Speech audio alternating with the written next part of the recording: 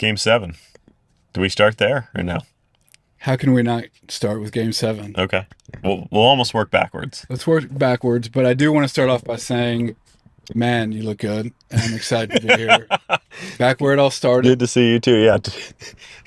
Beach parking lot amongst in the the van. planes and Yeah. the people. Dude, it gets no more real than this place. Well, you're the coach, man. Tell me about it. Game 7. What's your Um, takeaway from all that was this year's World Series? God, that's a great question on the coaching side. I think generally it was pretty good. Or just fan? You're the coach, No, no, but you're also the fan. but no, I it's an wanna hear interesting all of it. question. I think the biggest thing that sticks out to me is, yeah, a lot of friends come by the way. Just biggest thing that sticks out to me is Jeff Hoffman throwing a 3-2 breaking ball to Miguel Rojas. And as a coach, sometimes you feel like guys get a little too cute. And in this situation, that's exactly what happened because Jeff Hoffman throws 96, 97, ton of carry, meaning the ball stays on plane, so he gets a lot of swing and miss. And to the 9 hitter, he tries to fool him instead of just saying, you haven't hit a home run on a right-handed fastball in 2-3 years, maybe more. So here it comes, put it in play. And I think that's the nuance of baseball that is super unique. It's what makes it different than other sports. You know, it's different because in football, when you have Tom Brady, you can just give it to Tom Brady and he does his thing when it counts. In basketball, you pass it to LeBron James. In baseball, it's Miguel Rojas, and there's nothing you can do. If Jeff Hoffman makes pitches, Miguel Rojas is out, and that doesn't happen, likely. So the point is, this is what makes baseball great. It takes the Miguel Rojas and the unique Barger and Clement getting 1,000 hits during the playoffs, non-household names that decide World Series. That you're spot on, man. And the Shohei effect. Yeah, Does he throw that full count slider there if Mookie's hitting lead off? If Mookie's up next I and don't struggling? know. I think he may. I think it more got to the point where he just overthought it. Like because it's the World Series, because it's such a big moment, he doesn't realize that as awesome of a guy as Miguel Rojas is, he's on one leg at that point. He's on bad ribs. I mean, this is when the bat speed is not at its finest. So you just want to press the zone, but sometimes in those moments you're like I got to fool him. I got to get a swing and miss right here. I can't let contact happen, and then that's what goes on. Well, I feel like I've seen more and more as the game's evolved is pitchers have better command of their secondary pitches and their For sure. fastball. So Absolutely. it's this thing of like, you got to throw a strike in this situation, no matter what. What do you feel most comfortable throwing a strike with? And it seems like it's not a fastball. Even Shohei to start Game 7, Yeah, throws like his curveball, fastball was whatever. everywhere, but Yeah. he was like dropping these hammers in. Yeah. So, dude, I was watching the game with my fiance, my now wife, as of last week, Congratulations. who's not a baseball fan. Thank Yeah. you. Who's not a baseball fan, but it was impossible not to get sucked into the drama Yeah. and the tension. And I was trying to, like, I wanted to just hold her and shake her and say, this is special. Yeah. Like, it's not always like Absolutely. this. Yeah. Like, back-to-back plays at the plate, Page's making the catch, Yeah. big pitches, home runs. It just, I was in knots, dude. Yeah, for sure. And I am familiar with this stuff. And Yeah. so she's a film and TV director, but I thought it was an amazing representation of the power of sports and why live sports are so important. Because if you tried to manufacture that kind of tension, that kind of suspense, that kind of pressure in a narrative show, Yeah. you wouldn't buy it No, as for an sure. audience. Yeah, for sure. Whether it's a horror, And you couldn't make it all up. There's too much going on. There's too many nuances that no human nor AI could create. Yeah. It's what makes the game so special is that something could happen on every pitch. There's a level of tension that doesn't matter who you are, whether you're at bat, whether you're defense, like fan, like you are feeling it the whole time. yeah, it was beautiful, man. It was I watching every pitch of the World Series was it was just really special. Last Yeah. year I was in Ireland watching the games at like 4 or 5 in the morning. Yeah. But I think beyond the heroics and beyond the fireworks and the back and forth, I loved that it was the reemergence of starting pitching. Yeah, for sure. Like as much as I loved it last year, it was like every game felt like a bullpen game. Yeah, for sure. And it might have been, It- but to see just leaning on those starters and watching these guys eat and Yamamoto just, yeah. oh my God, man. And he does it. You know, we talked about this in our group text, but that dude's a ninja, like a samurai. Samurai. Yeah, Like absolutely. it's so simple watching his mechanics, but also his consistency with his pitches. I can just see how a layman can watch and say, why can't they hit this guy? Yeah. He's always throwing strikes. It looks It's only a couple different pitches. It's mostly fastball split, dropping a curveball. this dude Steal strikes with is that. on another level, man, and Yeah. he's really really fun to watch. And I don't say that about a lot of like right-handed starting pitchers. No, I feel the same way. Yeah. It's very, very cool to watch what he did. And I think it just brought, not that I'm jaded by baseball, but there's times when I watch the game that I feel like the game has sort of evolved beyond me Yeah. in a way. Yeah. And I don't know if you ever feel that since you're still Yeah, I in feel it, like but sometimes it's jumped the shark a little bit, all the analytic stuff, to where it makes a ton of sense why they would do certain things, but now it's gotten to the point where it's almost backfiring and it's not more certain things they do is not more effective, not more effective. And then you see, like you said, the value of starting pitching and the human element of a guy just really wanting to win. I mean, that's what boils down with Yamamoto for me. That dude wanted to win so bad. He's like, I don't care about my arm. I don't care about what's going on. I am all in right now. Like, let's go. and you don't see that. You don't see that beyond like you probably see it in college. No, it's the fish. It's the seaside. But that's like high school, right? It's like being in high school and every game is the most important game that you think you're ever going to play. And it was cool to see that mentality, man. Yeah, no, I agree. And it's the big meme that was going around with the 12-year-old club coaches. Oh yeah. Like that, like, see, you Exactly. throw 112 pitches and throw the next day. See, this guy's doing it. But no, There- that's how unique it was. Man, there are a lot of special moments from this playoff run, man. And I look and I get I've watched the wheel play 1,000 times maybe. Every time the highlight comes up, like You mean the one against Philadelphia? the Philly. Yeah. And it's such a, I mean, we've practiced that Yes. hundreds of thousands of times. I maybe ran it 5 times in my career, maybe once, if ever, did we get the guy at third in a perfect way like that? Yeah, it's so rare, especially on a tag play. And it was a tag play, right? Tag play, Yeah, tag play, yeah. And there was just no hesitation. It was like, it was the perfection of boom, boom, boom, boom. Yeah. Bunt, field, turn, throw, catch, tag. Yeah. It was this Bang, like bang. quick symphony of doing it exactly the right way by the Dodgers. Yeah. And it's like, I love that. I miss that. I like, people talk about the big deal of strikeouts, whatever, but it's like to get a moment like that, that's hard to do. Like there's a version where we're sitting here talking about the Phillies winning the World Series. Yeah, or for sure. the Phillies losing to the Blue Jays because of that play not being executed. Yeah.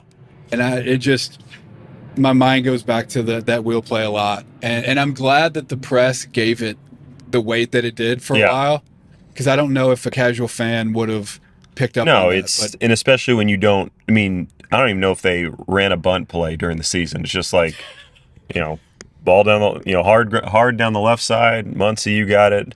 Short left side pitcher got it. Right side, Freddie got it. It's just it's the same play over and over, and people just don't even bunt anymore. So yeah, to be kind of out of practice and then just run that play and execute it perfectly is impressive. Yeah, there's a defensive supercut of this playoffs that hopefully somebody has put together with it was almost like great plays and then great saves. Yeah. Edman had a great slide, throw to third. Yep, that was sick. But then there was the one to end the game where Edman gets it and like throws it to Freddie has to Oh dig a my ball. gosh, the It's one like in Philly. Oh boy. so Yes. it was sort of back and forth where I was like, I don't know if that's a good play or a bad play, but let's just move past it. But It's a bad play and a phenomenal play, especially in the moment. it was that like Chuck Knobloch in Yeah. like '02 or Yeah. whenever Knobloch was throwing those balls in the stands. I was Yes. like, no, No good. we do not need that Yeah, right now, yeah. please. But it was amazing, man. And I'm so pumped that Kershaw went out the way he did. And For we were sure. talking about this before we started, but like, I'd, kind of reiterate what you were saying about being not only being at that game, Yeah. but seeing those last few pitches of Kershaw's career. So first off, outside of throwing the final pitch to win the World Series, it is a immaculate ending for him.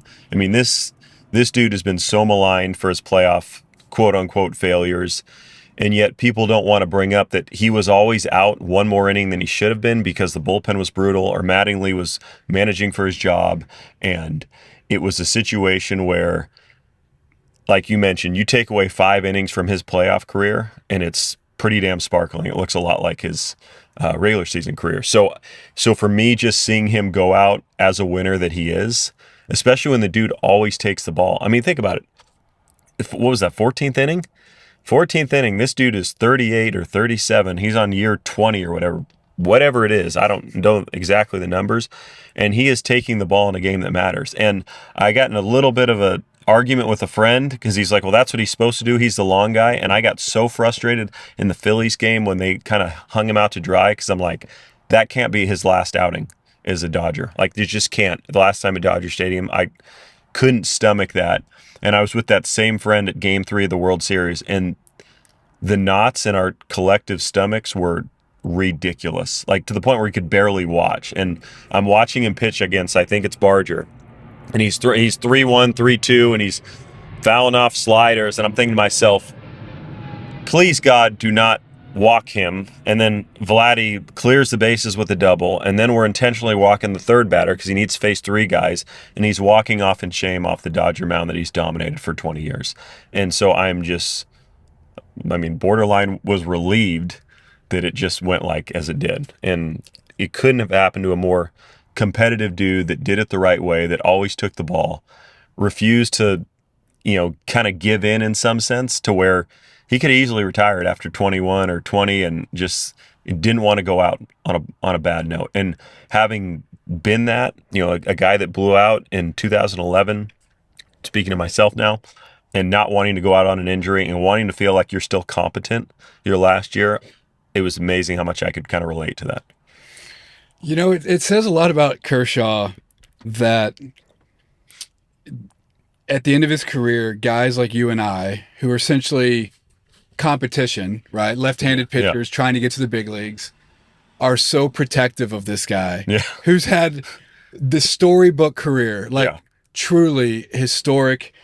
And guys like me and you defending him and being like, he can't go out it's just, it says a lot about the dude and what he's meant to the team and the league and to us. And I've got a couple stories I want to tell you about sort of baseball, the power of baseball or whatever, that has really hit close to home the last few months. I'm working on a project based on my last season, a TV show based on pitching in Lancaster, Pennsylvania. You're very familiar. Yes. You know this thing. We've talked about it forever. It's going to be great. Can't wait till it's made. I cannot wait. Yeah. I cannot wait. But it's in September. I went to Pennsylvania for a week to scout a little bit, to meet with some people in the community, to meet with the team about shooting the show there. And I was there that week. I think it was Tuesday, maybe. You sent me a text. I just had a meeting with the GM talking about, I want to shoot at the stadium. Could we use it? They were so cool. They're being so amenable and helpful. And I come out floating, dude. I'm floating from that meeting, so fired up. I'm walking the concourse. I check my phone, and there's a text from you. Or there's a bunch of texts, but the first one I read's from you, and it's the Kershaw saying he's done at the end of the year. And it was like a gut punch, man. And I was like you knew it was coming, but still, it just, the timing was so weird too with that meeting. But And it was leading up to his last start at home. Yep. I think that Friday night. Yeah, exactly. And so I'm in Lancaster and I'm doing my thing, and I'm my producer meets me there, and we're figuring out this show, and I'm walking around this stadium that I've romanticized so much. And I was so worried that, man, as I was flying out there, I was like, I built this up in my head. Like, this place, I'm not going to feel the way that I think I'm going to feel when I got there, but I did. And there was just this symbolism of like knowing that park so well, having such success at that park. But when I got there, I couldn't get in. And I'm walking around the stadium and I can't get in. The doors are locked. Yeah. I'm having to text somebody to come get me to let me in. And it was just like, damn, like that's what it's like being on the outside. Cause I never had a problem getting in when I was a player. Yeah, right? exactly. And it just, these moments kept hitting me. And then I found myself that Friday night at a hotel by myself watching Kershaw's last game on my laptop in my room. And it just, this wave of, I don't even know what it was. It wasn't sadness. It wasn't happiness, nostalgia, sentimentality. Yeah. But this full circle moment of realizing that Kershaw is what kept me tethered to baseball. 1,000%. The first few years after I quit, or after retired, however you want to label it, right, yeah. after I was shoved, whatever. After we were done. After we were done, I only watched his games for like 3 years. Yeah, same. And it was like, he was the guy that sort of kept me attached to baseball in a way. And so I'm sitting here watching his last game, and I'm in a hotel room in Lancaster where I threw my final pitch. Yeah. My final professional pitch. But when I threw it, I didn't realize it was my final pitch. Yeah. And I'm watching Kershaw throw his arguably final pitch. Exactly. Regular season pitch, and whatever you want to say. But this full circle moment of like being there for this TV show about baseball, and the show's about a guy realizing it's all coming to an end. Yep. It's all wrapped around his identity. And it was this crazy like moment where it felt like the universe was saying, you're right where you need to be. Yeah. That's cool. And I'll admit, like I wasn't sobbing, but like the last inning, I mean, he shoved. He pitched great. It was beautiful. It was an amazing thing to experience. And I just can't even fathom that I would watch his last pitch in Lancaster. Yeah, no, that's interesting. As I'm there to make this show. For sure. That was like a really, really powerful moment. And then the other one that I haven't told you about yet is Game 4 against the Brewers. Yep. So little backstory. The Shohei game. The Shohei game. Yeah. For sure. And I've got a shirt that says the Shohei game that I'm obsessed with. But my wife she's in AA. And when we first started dating, I was like, I want to support her. Yeah. And so, Al-Anon is for people who have alcoholics in their life. Got it. Okay. So I was like, well, I'll go check out a meeting, because I want to know what she experiences or what she's dealing with. So I go to a meeting in my neighborhood, and the very first meeting, there's this older man, and he's got a beard, and he speaks, he does his 2 minutes, and he's wearing a Dodgers hat, and he says, when I grew up, I hated baseball because I hated baseball players. They always bullied me. And he just kind of went on about how a friend of his has been taking him to Dodgers games, and how the Dodgers are healing this interesting part of him. Yeah. Because he's a gay man, but when we're talking 70s, maybe 60s. Yeah. The baseball guys were dickheads. No surprise. Yeah. Well, all the athletes. So he's like, I've always avoided baseball players. And at the end of the meeting, I went up to him and I was like, hey, I just want to introduce myself.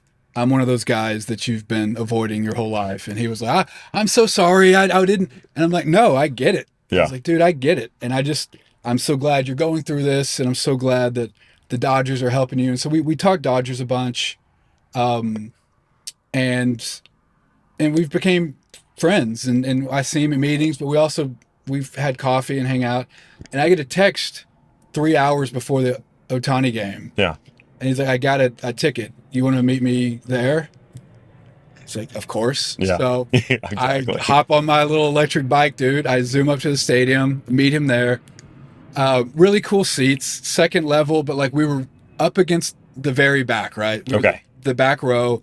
So above us were a couple wheelchairs and some elderly people. And I'm sitting here with this man who's been following the Dodgers for only 2 or 3 years now. Oh, really? That's it. Yeah, so Oh, wow. very, Okay. very recent. But it's this therapeutic thing. Like you almost can see in real time him exercising these demons Yeah. and opening up in a way. So I'm sitting, he's to my left, and Shohei goes and strikes out the side. You know, like everybody's cheering. And I look up and there's a high five, a couple guys behind me and the wheelchairs. Yeah. And there's this elderly Asian man. Yeah. I'm just going to say Japanese. Yeah. Asian man sitting there, and he's just kind of smiling. And Shohei comes up and hits a home run, leadoff home run. Yep.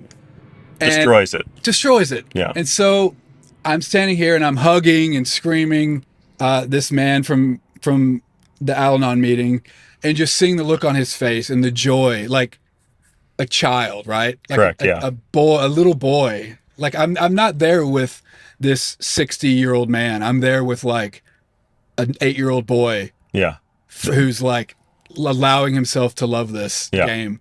And then I look back behind me, and this Asian man he's not doing anything. He's just watching, and there's tears are streaming down his face. And I was just like, again, a gut punch of like the power. Like I get tingly just telling the story. Yeah. And just seeing like the way I was responding to it like a child. Yeah. And then this man, and then what it must have meant for this 80-year-old Asian man watching whatever it is, 50, 60,000 people losing their minds for the greatest baseball player we've ever seen. Yeah, for sure. It was it was really, really powerful. And then he hits 2 more pops, dude. And when he hit the third one, I like went offline. Yeah. I was like, Yeah. I was just It's so far-fetched almost. so far. And he's punching out 10, and the second one leaves the dang stadium. And the third one was like dead center left, Yeah. like Off 99.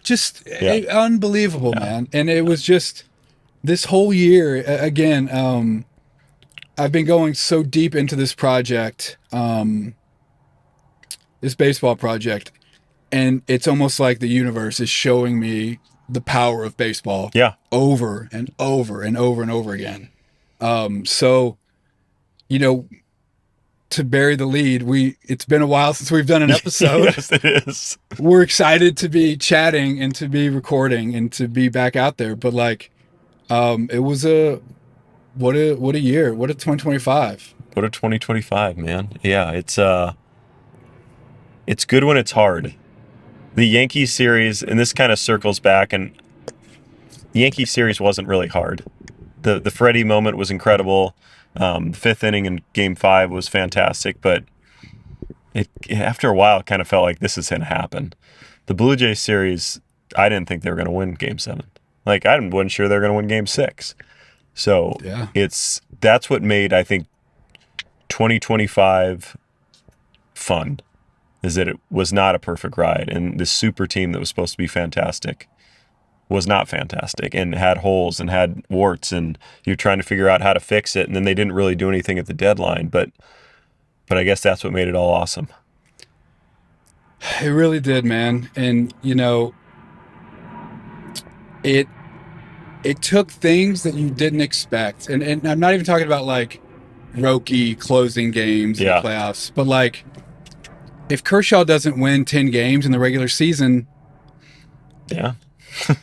are like You never know. you Like, never know. Like You're in a different there's a playoff world, setup. a Yeah. different situation. They don't make the playoffs Yeah. with all the injuries. Yeah. You know, but yeah, I think you're right. I think the Yankees.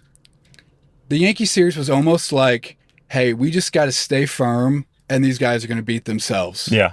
And they That's what did. they've said. Yeah. Yeah. Exactly. And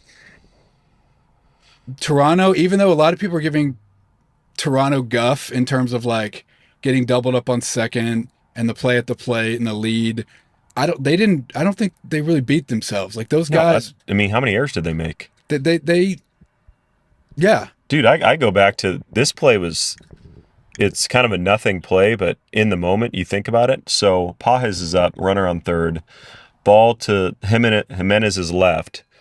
And so he's got to get the ball, runner's coming home, turn, make an accurate throw, and it's just like nothing. And like that moment to me was like, okay, these guys are really good. And obviously at that point it had been proven throughout the series, but that's not an easy play in the 14th or 15th inning or whatever the 12th, 9th, I don't know what inning it was. And he just makes it like it's nothing. And so like the Yankees don't make that play last year. Oh, Like for that's sure. why like you said, the Blue Jays did not beat themselves. Like the Dodgers had to do some special things because they were absolutely worthy of that championship as well. But you got to beat the champion. Like you got to knock them out. You can't squeak by. You cannot squeak by, man. They were not going to let you squeak by. It was really special. It was really special. I think,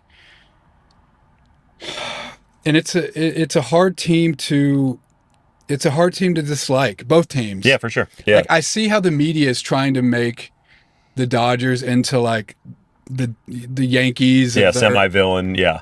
How? It's like Yeah. it's No, like it's- it's funny because it's like very often fans or people just follow the medias, but you can almost see the backlash of like, no, we're not going to buy into this. Like, Yeah. we don't love the Dodgers, but they're not. So here's what I would say. Your friend that you made that you went to Game 4 with, if you could pick a team to support and kind of get you through the concept I've been bullied by athletes, there's no better team than this Dodgers team. They're all good dudes. Like, think about it. Are there any guys that are not great people? Like, they're all good dudes. Yeah. Kershaw, great guy. Muncy, great guy. Freddie, Mookie. I mean, you run down the list. Like, there's nobody you would say, oh, that guy's an a-hole. That guy's not a good guy. Like, it's amazing. So if I'm rooting for a group of guys, like, that's why I never bought into the villainous thing. It's like, they're too good of guys. Like, how do you not at least appreciate who they are as human beings? And you can not like the team and hope they lose every game. I understand. Like, look, sports hate and sports fandom, you can go whatever way you want, but you can't look at me and tell me, oh, Shohei, what a dick. Like, he's not. He's a good dude. Yoshi, For sure. incredible dude. So. Yeah, it's a great group, man. Well, I'm fired up to get the pod going again. I think with just the distractions of life and kind of getting off course sometimes, I think this season kind of reminded me of the power of like these conversations. Yeah. I mean, just the benefit of hanging out with you, Yeah, whether we put always this a up or plus. not. But like, this spring, my dad passed, and it's the first time I've kind of gone through any high level. I mean, I'm so lucky and blessed that I've never lost anybody Yeah. that close to me at this age, but like finding solace and comfort in other people's conversations about whatever, Yeah. sports or just life. I want to make sure we're still doing that and like having conversations with people. And Yep. I've run into some former teammates that I hope to have on the pod soon, but they've really, really struggled at times. And it's For like, sure. I really we got to get your story out there, and just the act of telling the story is going to It's cathartic. reframe it for them. It's cathartic. I mean, I think whenever you tell something that has been so important to you and you almost like get a chance to kind of relive it, it's important, and then you get to kind of put a bow on it in some sense, and that is, I mean, such an important part of this process of leaving the game. Like the game is, I mean, you can hear how special it is to us still, and you can imagine when it was our livelihood and all we thought about in our pitching schedule, and you're living off that 5 days as a starter of, you know, it dominates your life in the off season and the beats throughout the calendar that represent what baseball is. And you know, it's a powerful thing. So I think when guys get to retell and work through, in some sense, what the game has meant to them and what it's been like to leave it, it's powerful. Yeah, for sure, man. And Yeah. I think I really hope that we're, you know, we talked about it kind of before with the way the game's adapting, and it seems to be kind of, we really overcorrected the last decade, I think, with Yeah. the stats and stuff. Yep. And I'm hoping we're finding some sort of medium. Yeah, I think of what's gonna balance is keep- always good. Yeah, Keep the game enjoyable, but also try, you know, let people do whatever they think they need to do to win.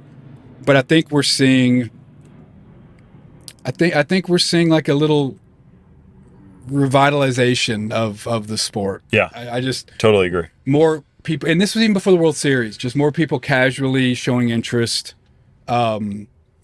And yeah, man, I'm fired up with where it's at, and yeah, it's good. It's good to be talking ball. Yeah, it's a beautiful game. It's a beautiful game. I can't wait to see what happens next year. But I will tell you, it's going to be bittersweet when spring training comes and there's no like Kershaw No, I agree. to watch. It's And gonna be weird, man. but then at the same time, and I'm not body shaming anybody, but watching Kershaw run around with his dad bod at the end of the, you know, the World That's where Series, he it's was. like- That's the stage. Yeah, It's like you are ready he's in a to- silverback stage for where sure, dude. we're not going out hunting anymore. Everything's coming to me now. Everything is coming to him for sure, man. And it's, but yeah, to wrap it up, I don't think I was consciously thinking of this conversation going here, but like with, you know, you have been my connection to, you know, you were my first connection to LA. Yeah, for sure. It kind of pangs me to say 20 years ago Yeah. in '05. Yep. And I remember sitting, this is all coming to me kind of on top of my head. I was sitting at your parents' kitchen table when Kershaw was getting called up. Or, because I remember your mom saying, "What do you think about this Texas kid?" So was this in 08, 07? Yeah. Okay, got so it. I don't, Okay. I mean, yeah. I'd been out here, you know, I might have even been living down in Manhattan Beach at this time. But, Okay. Yeah. I just remember sitting there and being like, you know, he's Texas guy. We'll see what he's got. We'll see if he's got anything. Exactly. An 18-year career Yeah, exactly. later. Here we are. But like, dude, I just think we've shared so many amazing memories in so many ways. But like, again, like, Yeah, the Kershaw Kershaw connection has is been- real with us for sure. I mean, that's been I'd say that, you know, it kept you invested. It brought me back to investment, especially in the Dodgers, because, you know, all we did was play against the Dodgers for years. And so you kind of lose that fandom in some Yeah. sense. But, you know, having a left-hander, modern day Koufax, because my dad always talks about Koufax to this day. You know, it's like he was our Koufax. for sure. Yeah. And he represented the game, and I always, and I translate this to every aspect of life, or I try to, is the process versus the result. And I've written about this a lot, like in journals, where it's like so many times I would watch Kershaw having a bad game, and he just kept doing the same thing Yeah. and getting bad results. Yeah. But it was this idea that like he had a routine, he had a plan, and he knew over the course of 18 years he was going to come out on top. Yeah.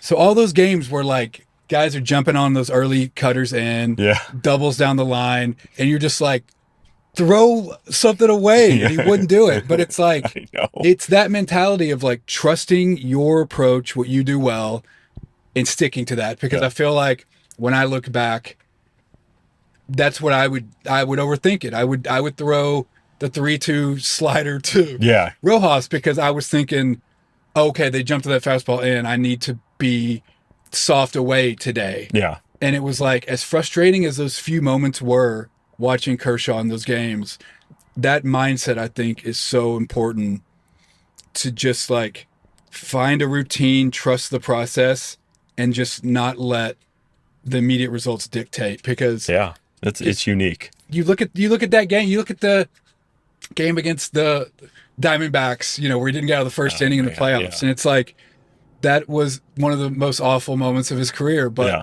he also has like a sub 2.5 career, whatever Yeah. his career. 2.51. Yeah. So it's a lot to be taken from that, I think. Yeah. Like, Yeah, for sure. Yeah. That's And it'll be interesting to see what he does going forward. And because like he's one of those guys where like you don't let him stray too far from the organization. You don't let him stray too far from the clubhouse, I don't think. I think they'd love that, but I don't know if he wants to do that.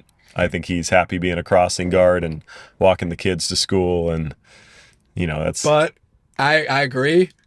But that's why we have this podcast. yeah, that's a Because great point. Yeah. After The game gets its hooks in you, and That's right. you'd love to think that, oh, I'm going to be fine, and then you're not. after standing there in a poncho and rainy Dallas, cold, doing a crosswalk, he's gonna be like, Yeah. yeah, like I'd like to run some polls, maybe. Yeah, Like the exactly. stuff that he always hated, that we all always hated doing. But yeah, I just think he sort of transcends the game, Yeah, for sure. and this is the Kershaw episode, I guess. Yeah, But it is the Kersh Um, episode. Well but I- deserved. I'm excited. Maybe this will be the delineation of our show. There's the pre-Kershaw, the Kershaw era, Yeah. and then this from here on the out will post. be the post-Kershaw era. Yeah.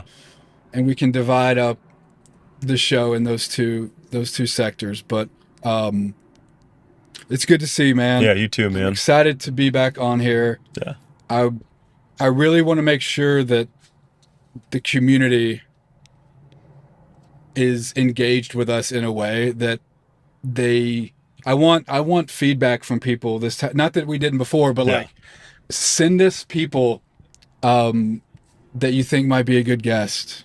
Like anybody you know in your world that feels like this would be an important Yeah, podcast. needs it. Yeah. Yeah, because it's not. Again, I feel like now creating these after sort of the 2025 I've had, I realize I'm not going to take it lightly. How, you know, because there's a part of me that's like, oh, it's just two buddies bullshitting in a van. It's like, what? Like, okay. But now knowing how much I've gotten from listening to two people bullshit Yeah. in a van, Yeah, for sure. it's like I want to make sure that you take this seriously and understand that like we're talking to each other, but there's other people that might be listening that Yeah. we're talking to them too. So Yeah. No, I agree. I'm fired up, man. Yeah, man. Anything you're excited about coming up next year? Baseball, life, anything? No, all good, man. Just I think it's back to that process concept. Just Yeah. chopping wood, carrying water, and hoping the fruits of your labor become real. And they're starting to. So we're excited on the baseball side over here. It's great to hear, man. Yeah. And that's same thing. I'm trying to take all those lessons and apply them. I'll finish with this. Something I'm dealing with right now with this baseball project is it's this weird it's almost like it's its own self-correcting mechanism where I felt like in my career I wanted it so bad and I wanted it so bad right now that I just choked it to death. Yeah. It was like, you know, and I've said this before, but it's like I'd go 7 innings, 1 run, 8 punchies. And I would be like, no, I need 8 innings, no runs, 12. Yeah, no, And you try so hard yeah. to get better that you hit a wall and you start all over. And as I'm doing this project, it keeps hitting these natural sort of like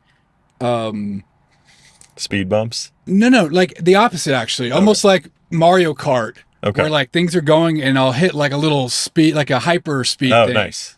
But then I find myself saying like, oh, this thing is, oh, this person I'm about to meet with, or this one little, it has to be this way. Like, it's got to be this way.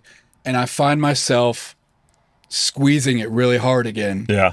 And then I go to write, and as I'm writing these episodes, I realize like, oh no, this, like, I'm almost writing it to teach myself what I wish I could have taught that character. Yeah.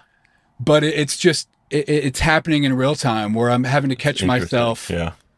Reverting back to baseball player guy. Like I'm falling into the same traps, but it's like I have the awareness now because of a quote unquote the failed career.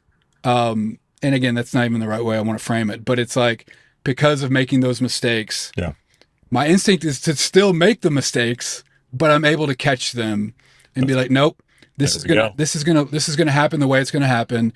Keep carrying water and quit carry the water and not focus so much on how the water is going to pour out when you eventually get there. Yeah, exactly. And it's been this cool self-correcting thing where, every couple weeks the momentum builds and it's like, oh, I'm having a good month. Maybe I'll get moved up to AAA. And I feel that again. I feel that excitement. I'm like, yo, bro. Yeah. Like, stop. Yeah. Just Just do the work. Just do the work. Yeah. And as I do that, that's when the things come. So yeah. It's been fun. But I've just realized that my brain works the way it works. Yeah. I get excited and hyper focused, and I'm just always have to remember to catch myself and pump the brakes and just be in the moment. Yeah. That's a beautiful thing. Yeah. Yeah. Dude, always a pleasure. Yeah. Look forward Always, to the dude. next Great one. seeing you. Congrats on the marriage. Thanks, dude. Yeah. I For sure. appreciate it. Yeah. All right. All right. See you. Talk to everybody soon. Yep. Bye.